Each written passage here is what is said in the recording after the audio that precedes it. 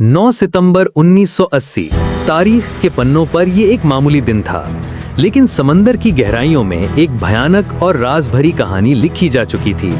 एक ऐसी कहानी जिसमें 44 जिंदगियां और दुनिया का सबसे बड़ा कार्गो शिप एमवी डर्बीशायर लापता हो गए।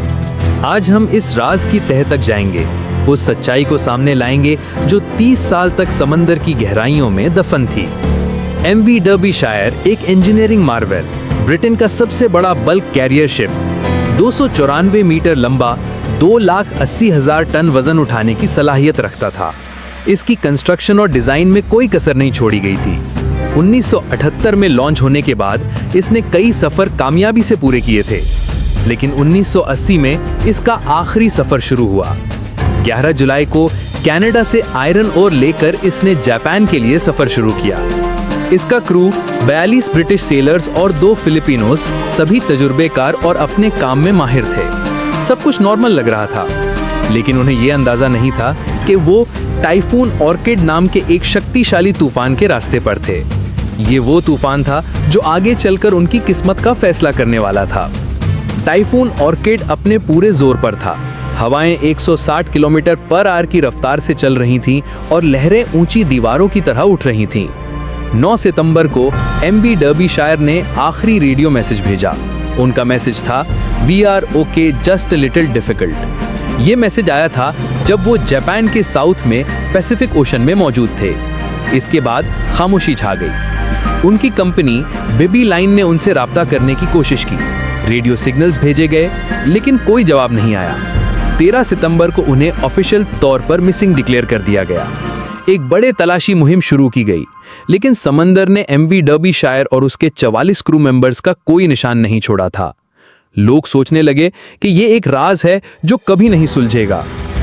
अगले 15 साल तक एमवी डर्बीशायर के लापता होने का राज उसके क्रू के घर वालों के लिए एक दर्दनाक सवाल बना रहा। वहां लोग ये मानने लगे थे कि यह एक हादसा था जिसका जवाब कभी नहीं मिलेगा, लेकिन उनके घर वालों ने हिम्मत नहीं हारी। उन्होंने सरकार पर दबाव डाला कि इसकी तह तक जाना जरूरी है। 1994 में एक प्राइवेट यूएस सर्च टीम ने एमवी डर्बीशायर के रेक को तलाश करने का जिम्मा उठाया, और हैरानंगेज तरीके से उन्हें सक्सेस मिली। उन्होंने 37.8 डिग्री उत्तर, 137.9 डिग्री पूर्व के कोऑर्डिनेट्स पर समंदर की गहराइयों में एमवी डर्बीशायर के मलबे का पता लगाया। ये जगह उसकी आखिरी रिपोर्टेड पोजीशन से कई 100 किलोमीटर दूर थी। ये एक बड़ा ब्रेक थ्रू था। अगले साल 1995 में एक गहरे समंदर में इन्वेस्टिगेशन शुरू की गई। रिमोटली ऑपरेटेड व्हीकल्स का इस्तेमाल किया गया ताकि मलबे का जायजा लिया जा सके। जो इमेजेस और वीडियो सामने आए वो चौंकाने वाले थे। एमवी डर्बीशायर सिर्फ डूबा नहीं था, वो टुकड़ों में टूट गया था। इन्वेस्टिगेटर्स ने पाया कि शिप का आगे का हिस्सा, दरमियान का हिस्सा और पिछला हिस्सा अलग अलग जगहों पर बिखरा हुआ था। इससे यह पता चला कि शिप एक झटके में नहीं डूबा था, बल्कि उसकी स्ट्रक्चर में कहीं कमजोरी थी। जब तूफान ने उस पर हमला किया, तूफान की शिद्दत से शिप की मेटल में क्रैक्स आने लगे, और एक वक्त ऐसा आया कि वो उस दबाव को झेल नहीं सका और टुकड़े टुकड़े होकर डूब गया। इस डिस्कवरी ने मैरीटाइम इंजीनियरिंग और शिप सेफ्टी में एक नया रेवोल्यूशन ला दिया। एमवी डर्बीशायर की कहानी ने दुनिया को सिखाया कि बड़े शिप्स को भी तूफान से कितना खतरा हो सकता है। इससे कई नई सेफ्टी रेगुलेशंस और डिजाइन स्टैंडर्ड्स बनाए गए। आज एमवी डर्बीशायर समंदर की गहराइयों में आराम कर रहा है। 44 जिंदगियां जो इस हादसे में चली गईं, उनकी यादगार बनाई गई है। उनकी कहानी आज भी जिंदा है, एक ऐसी कहानी जो समंदर के राजों को उजागर करती है और इंसानी हिम्मत और जुनून को सलाम करती है।